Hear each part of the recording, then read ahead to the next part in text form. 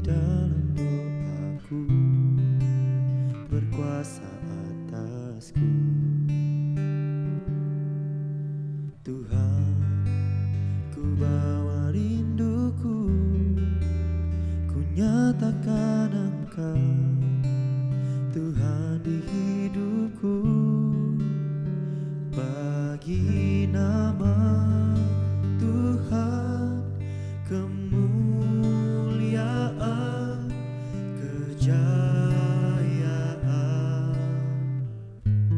Namamu berkuasa, diam dalam hadirat-Mu.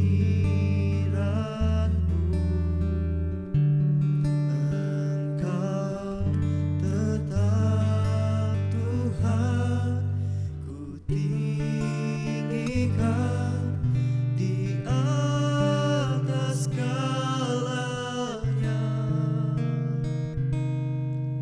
Tempat ini dipenuhi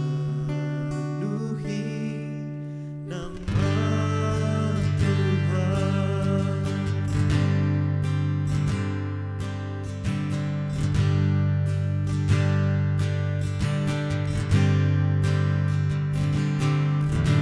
Tuhan, namamu selalu di dalam doaku, berkuasa atasku. Tuhan, ku bawa rinduku, ku nyatakan Engkau Tuhan di hidupku. Bagi nama Tuhan kemuliaan, kejayaan. Namamu berkuasa, diam dalam hadirat-Mu. Engkau tetap Tuhan, ku tinggikan di atas segalanya. Tempat ini dipenuhi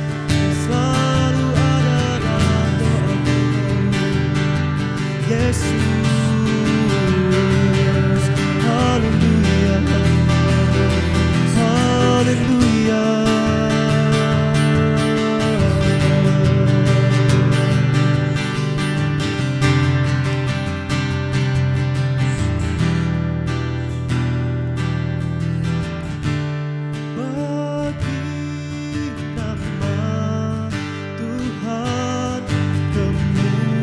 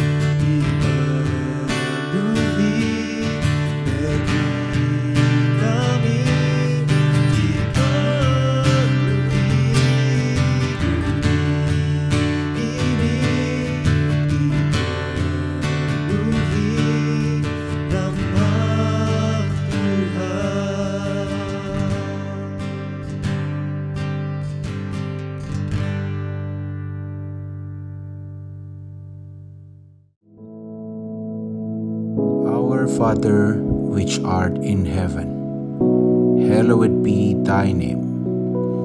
Thy kingdom come, thy will be done in earth as it is in heaven. Give us this day our daily bread, and forgive us our debts, as we forgive our debtors. And lead us not into temptation, but deliver us from evil. For thine is the kingdom, and the power, and the glory, forever. Amen.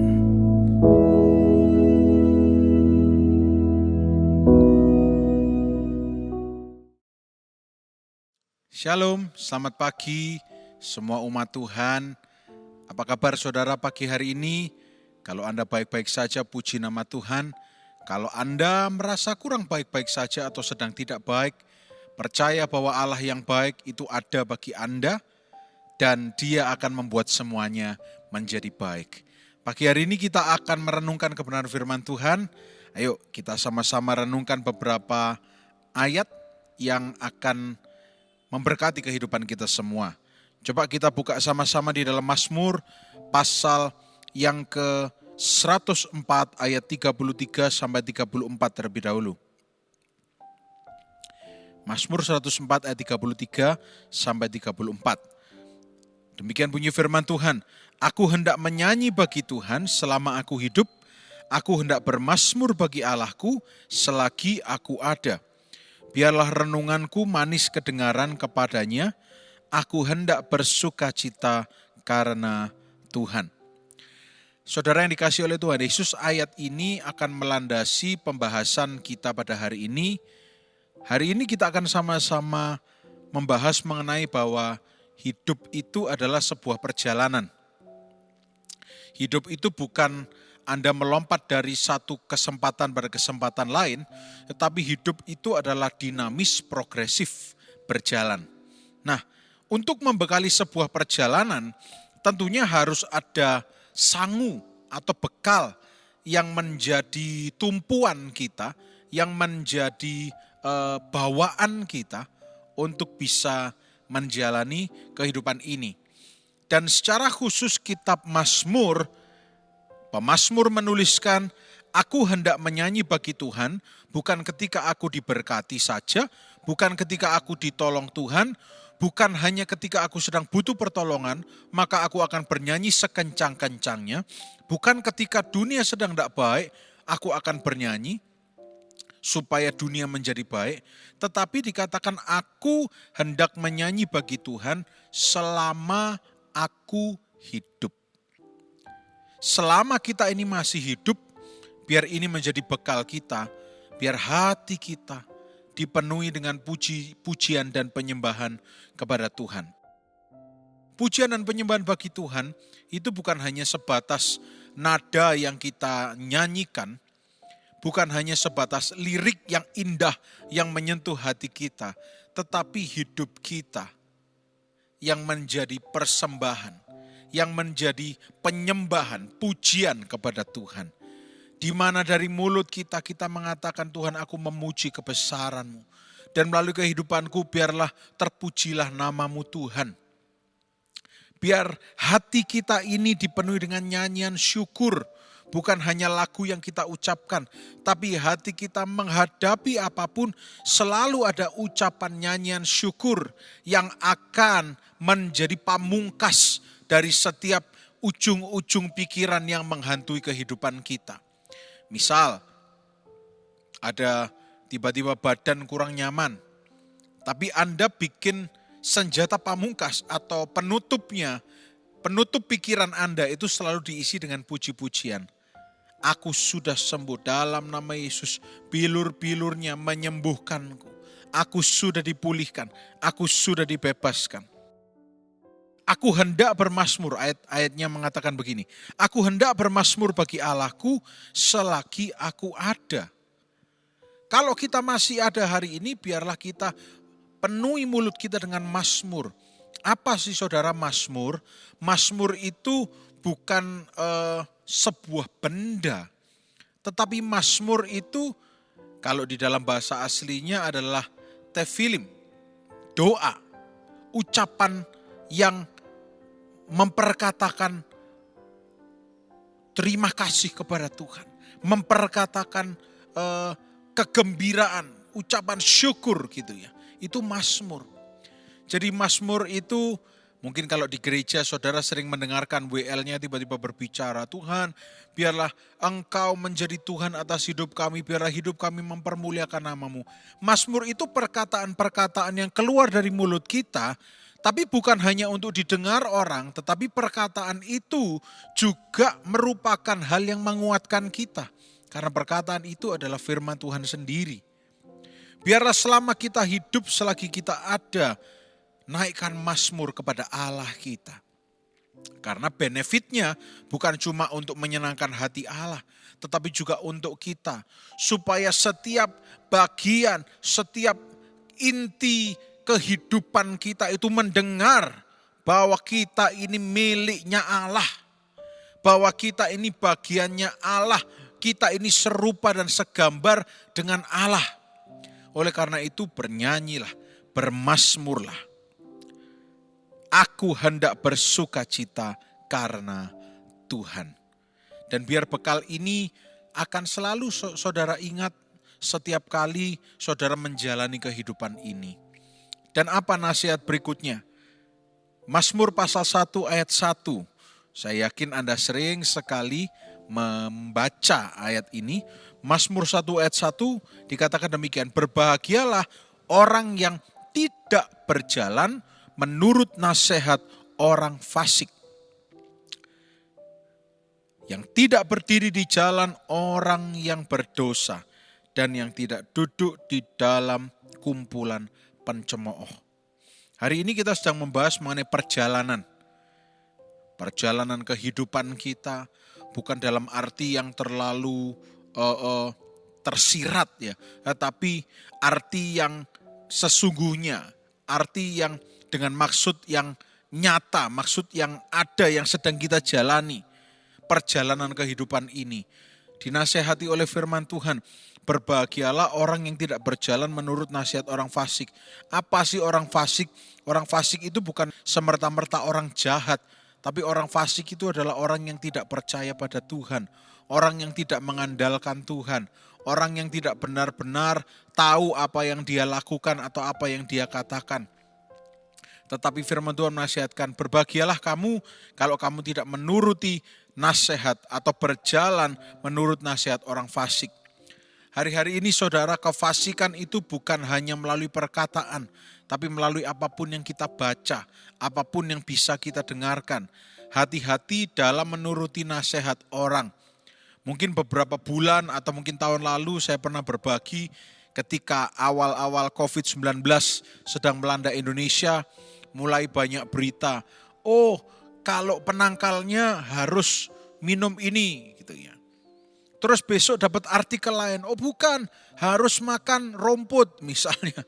Kemudian hari Rabu, oh bukan, kalau mau menangkal ini harus minum empon-empon gitu. Terus nanti hari Kamis dapat lagi artikel, coba oleskan minyak tawon di kedua kuping Anda, mulut dan juga hidung, maka virus COVID tidak akan bisa menyerang. Saudara tahu minyak tawon baunya seperti apa dan mahal juga. Mungkin nanti hari Kamis, Jumat begitu. Akhirnya setiap minggu, setiap hari melakukan hal yang berbeda. Kan jadi bingung semua saudara. Bukannya kita mau anti dengan dunia, tetapi di atas segala-galanya kita percaya Tuhan Yesus pemilik kehidupan kita. Kalau hidup kita benar dan kita melakukan bagian kita, kita setia dan kita jaga prokesnya, pasti kita semua sehat. Makan yang baik, istirahat cukup, pasti semua sehat. Boleh enggak minum pon-pon? Ya boleh. Baru saja kemarin beberapa hari lalu, ada seorang hamba Tuhan yang datang kepada saya. Beliau seorang gembala sidang dan beliau bercerita kepada saya kesaksian hidupnya. Karena waktu itu tahun 2020 pandemi COVID-19 lagi tinggi-tingginya. Nah, rupanya jemaatnya akan mengasihi gembalanya ini. Dibikinkanlah, saya tidak tahu ramuan isinya apa, mungkin sejenis empon-empon gitu ya. Pokoknya banyak kunyit, jahe atau apapun, itu dibawakan 2 botol. Nah, rupanya entah miskomunikasi atau bagaimana, mungkin maksudnya 2 botol itu untuk dibagi, diminum bersama-sama keluarga. Nah, hamba Tuhan ini mungkin salah dengar, 1 botol dihabiskan sendiri. Dan setelah dihabiskan sendiri, tiba-tiba dia merasa perutnya kok enggak enak. Perutnya enggak enak, wah gimana nih, dicek di rumah sakit, ternyata empedunya mengalami pembesaran 0,6%. Saya tidak tahu apakah itu memang betul gara-gara minuman itu atau memang iblis berusaha menyerang. Tapi singkat cerita memang Tuhan sudah pulihkan sembuh total, puji Tuhan. Tapi di sini kita lihat, kalau kita salah menerima info atau kita salah melakukan sesuatu, akhirnya yang terjadi itu membuat orang tertawa atau menyusahkan Anda sendiri. Makanya jangan berjalan menurut nasihat orang fasik. Semua didengarkan, semua dilakukan, semua yang pokoknya dianggap baik, dilakukan sebaik-baiknya. Saudara, tidak semuanya baik. Kita harus benar-benar teliti. Sehingga di dalam perjalanan kehidupan ini, kita itu tidak mampir sana sini. Tapi kita tahu mau mampir berhenti di rest area mana, berapa lama, setelah itu perjalanan lagi. Jangan setiap ada rest area dimampiri terus, wah akhirnya apa? Menurut nasihat orang fasik, akhirnya apa? Tidak bahagia. Ya, habis energi dan sebagainya. Oleh karena itu berbahagialah orang yang tidak berjalan menurut nasihat orang fasik. Dan ayat berikutnya, Mazmur 23 ayat 4. Nah ini sering sekali kita bahas. Ketika kita mengalami perjalanan di dalam kehidupan ini, perjalanan kehidupan, seringkali kita menjumpai sebuah zona keadaan yang tidak membuat nyaman, bahkan membuat kita takut.